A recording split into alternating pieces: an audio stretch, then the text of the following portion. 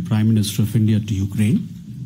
We have with us Honorable External Affairs Minister of India, Dr. S. Jaishankar, to brief you on the visit of the Prime Minister. We also have on the dais Foreign Secretary Mr. Vikram Mishri, as well as Secretary East Mr. Tanmay Lal in the Ministry of Secretary West. And also we are joined by Ambassador of India to Ukraine, Ambassador Ravi Shankar. With that, I welcome and invite External Affairs Minister to make his remarks to the media. So, thank you very much, Randeep. Good afternoon, ladies and gentlemen. As you know, Prime Minister Narendra Modi arrived in Kiev this morning, and we've just concluded his official engagements. This is a landmark visit. It's the first time that an Indian Prime Minister has visited Ukraine since the establishment of diplomatic relations in 1992. Now, the Prime Minister arrived by a special train in the morning, and he was received by First Deputy Foreign Minister, Mr. Andrei Sibiha, at the Kiev railway station. He arrived here in the hotel. He met the Indian community. He then started his engagements with a visit to the multimedia exposition on children who have lost their lives in this conflict. He was accompanied to the museum by President Zelensky. The Prime Minister placed a toy in the museum in memory of the children. He thereafter went to the A.V. Formin Botanical Gardens to pay homage to Mahatma Gandhi, whose statue is there. In fact, his last engagement is going on right now, which is that he's meeting Ukrainian students who are studying Hindi. Now, in terms of the official discussions, I should say that he held these with President Zelensky. This happens to be their fourth meeting. They had met initially in Glasgow in November of 2021, then in Hiroshima in May of 2023, and then most recently in Puglia in Italy in June of 2024. They've also had 7 teleconversations. In the discussion, obviously, a significant part of it was devoted to our bilateral relations. There was a discussion about trade, economic issues, defense, pharmaceuticals, agriculture, education. There were a whole lot of issues.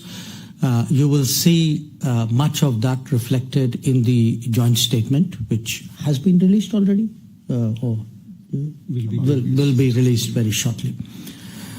The leaders also, I must share with you, tasked the Intergovernmental Commission, of which Minister Kuleba and I are the co-chairs, to specifically focus on rebuilding our trade and economic relations, which had gone down in recent times.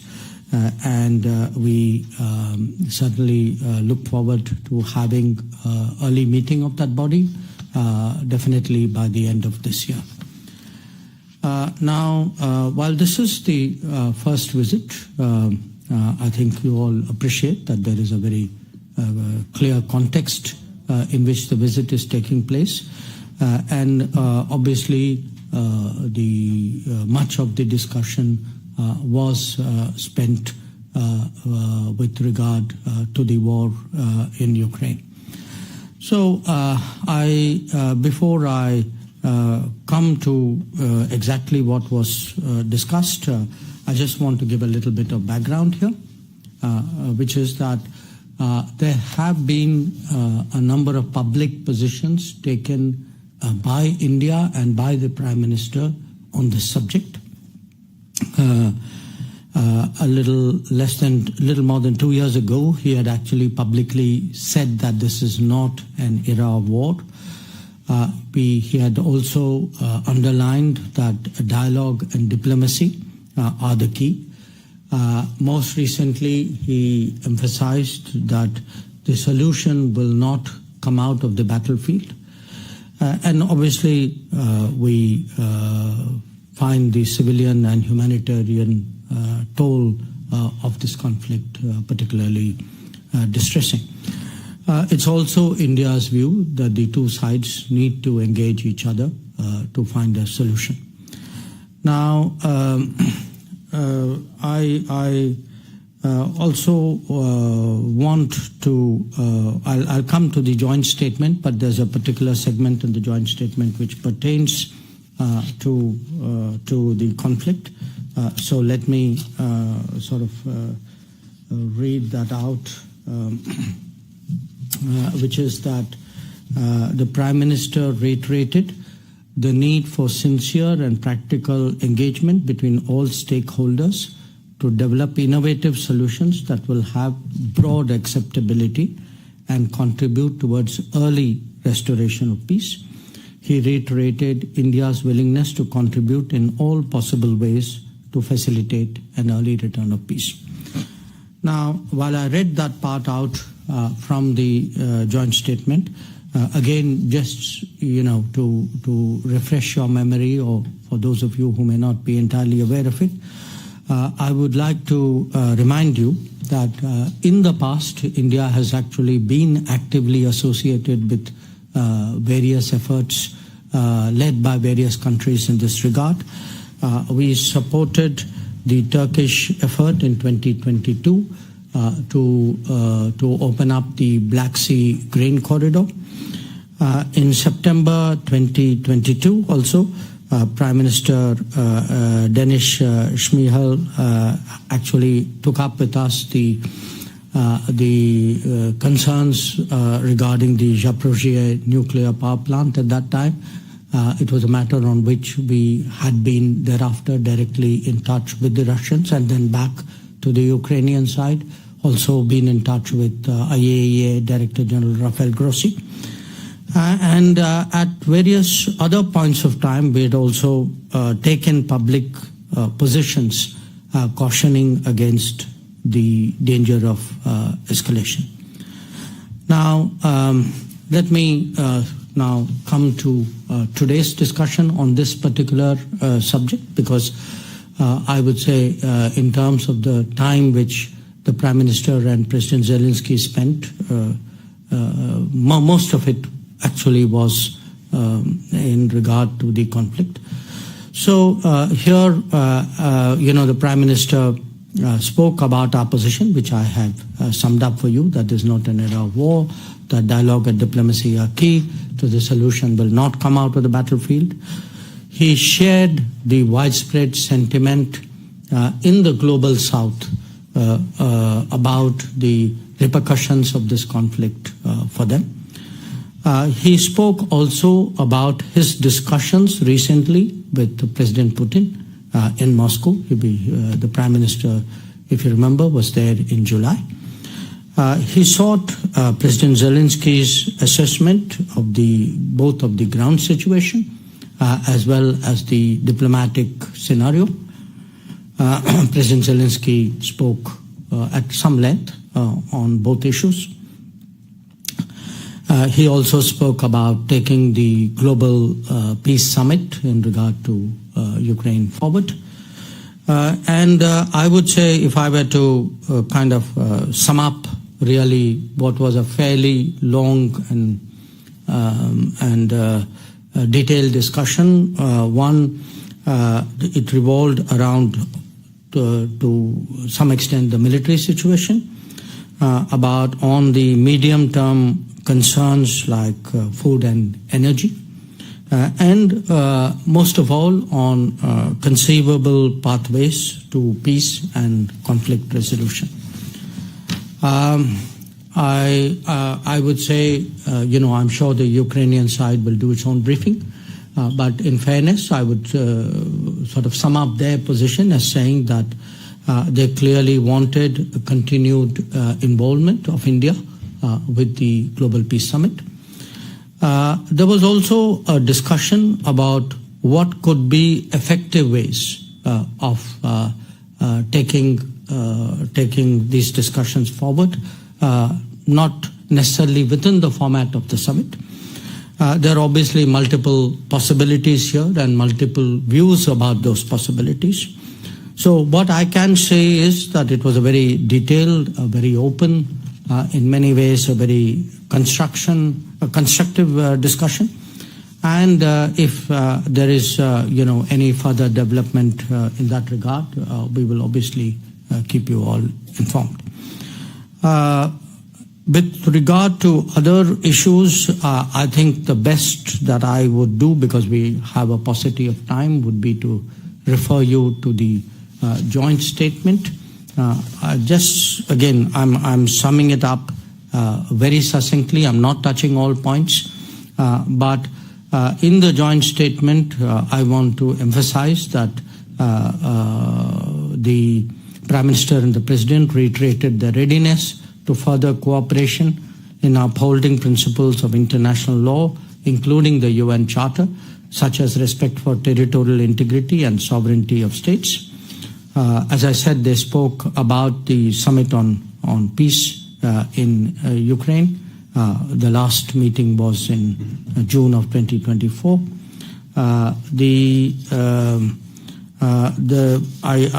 In terms of our own positions, I think I read out for you that particular paragraph. I would say, in addition to that, there are references in the joint statement to our bilateral cooperation, to trade, to commerce, to education. We signed 4 agreements today. One was in regard to community development projects in Ukraine. One was in regard to drug control standards and harmonization. One was on cultural exchange, and the 4th one was agriculture. Finally, let me just say that we have been, in the past, been providing humanitarian assistance to Ukraine. I think 17 consignments so far have been delivered. These are largely in the medical, on the medical side. And today we handed over the Bhishma. Let me have a look at that. Where is that? These are cubes which contain medical support equipment, which are very effective, very compact, very deployable in many ways. So these cubes, with a total weight of 22 tons, were handed over today, along with 10 gensets. So I think this would probably be a fair summary of today's discussions. I'm sure you will have some questions or thoughts. I'd be happy to answer them. We open the floor now, and please do introduce yourself before you ask the question. So let's start there. Rishikesh. Hi sir, Rishikesh from Press Trust of India. So we have seen in the past that Ukraine side has made a very strong statement on the issue of India's import, especially on gas, energy or coal. So when today Prime Minister met with President Zelensky, did President urge India to curb its imports from Russia? Okay. Can I take a few, because I'd like to cover as many people as possible. So Vishnu. Sir, Vishnu Shok from NDTV. Were there any specific proposals made by us, by India, to Ukraine in terms of a possible immediate path towards ending the conflict? So question is specific proposals and immediate path. Specific Proposals? towards And to peace, the adjectives in question are specific proposal and immediate path. Yes, sir. Right, got it. You can take one more question. Yeah, sure, I'll take 3.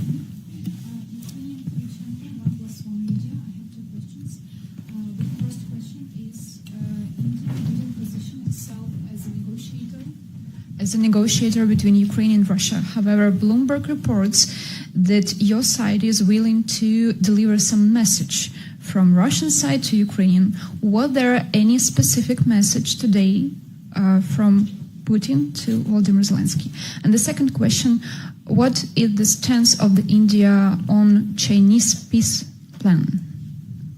Because India respects Ukrainian territorial integrity, and it didn't include in Chinese peace plan. Can I go with these three answers? Sir. Okay. So the first question, did the issue of India's energy trade with Russia come up? Yes, it did. I wouldn't say at great length, but what we did was to explain to the Ukrainian side what was the energy market scenario, the fact that today many energy producers are sanctioned, making the market potentially very tight, and why actually today there is a compulsion, in fact not just a compulsion, why it is in the interest of the international economy as a whole that oil prices remain reasonable and stable. On Vishnu, your question, in a way, they kind of feed into each other. Look, I would put it this way. Clearly, we've been having our own thinking and discussions with many other countries. Also, because the Prime Minister was recently in Moscow, there were detailed discussions there, which we have been quite public about. So he shared, I think, many of the thoughts and the substance of these discussions. I wouldn't necessarily characterize it in the way in which you said Bloomberg had described it. But in turn, I think we heard from President Zelensky at some length what his own views were about these issues, but what his own views were about the subject as a whole. Not necessarily to anything which we may have told him, we may have heard in Moscow. So it was a very back and forth discussion. To my mind, there was certainly I'm sure that there was information which we obtained here, and I'm sure we also perhaps may have brought up points or flagged issues which may or may not have been people would have been cognizant of here. The way we ended was that at the end of the discussion, I think there was a sense that this is a very complex issue.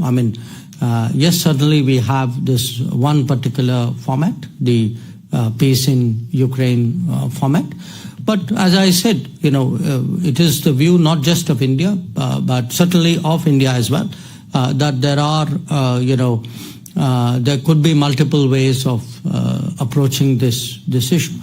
Now, you asked me for one of those examples, and I'm not comparing here. I'm just responding to your particular question. Regarding whatever China may have proposed, I think it's not for us to respond. I think it is for the parties concerned to respond. So I would suggest you direct that question at the Ukrainian government. Can we have a question here? Rishabh, please. Minister, good afternoon. Rishabh from Times Now. Sir, you spoke about Ukrainians asking us to be part of the Ukraine Peace Summit that last happened in Switzerland. Has there been any proposal from Ukraine to India to try and convince Russia to be on that table? Because Russia last time was not part of the peace summit in Switzerland. So has there been any talks from Ukrainian side that India should try and get Russia also on the table? Siddhant. Sir, Siddhant from Vienna. Did the Ukrainian side briefed on the Kursk incursion? So this side.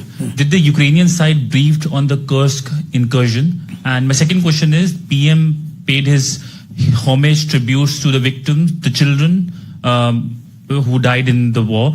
The Prime Minister also mentioned this to President Putin 2 months ago in Moscow. So what was the message in terms of Prime Minister paying his homage to the children?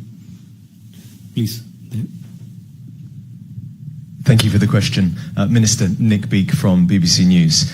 You talked about Prime Minister Modi's visit to Moscow last month, and a lot of people here were very upset to see that embrace between the two leaders. Also, they were quite upset to see India overtake China in terms of the biggest importer of Russian crude oil.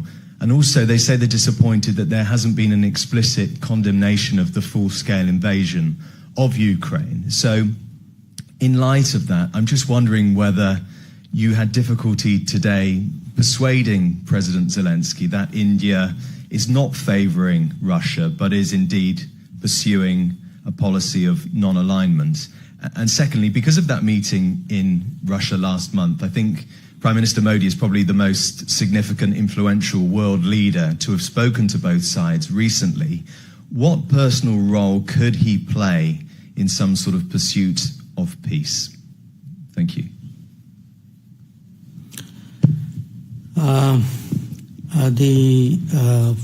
Yours was the first question. In terms of the peace in Ukraine summit, look, it was discussed at some length because much of what President Zelensky said revolved around, not everything, but a significant part of it. Now, where they go, at the end of the day, it's their initiative. Okay? It is their initiative in which we have taken part. I mean, if you look at it from at every stage of that initiative, when it started in Copenhagen, his predecessor was there. Then the NSA went into Jeddah. The deputy NSA went to Riyadh and to Davos. Similarly, the hybrid formats in Doha, even at Bergenstock, we have been represented at that level. So we have been represented there, but we also agree on some parts of it and don't agree necessarily on all of it. So I think there was a very open discussion on this. Now, what will be the next steps? Who exactly will come? Will the Russians come in, not come in? That's really not an issue for us to take a call. I mean, that's an issue which presumably the government of Ukraine is dealing with. Siddhant, regarding your issue on Kursk, yes, I would say the military situation, including some recent developments, did come up for discussions. In terms of the visit, what you asked about the homage, particularly to the children.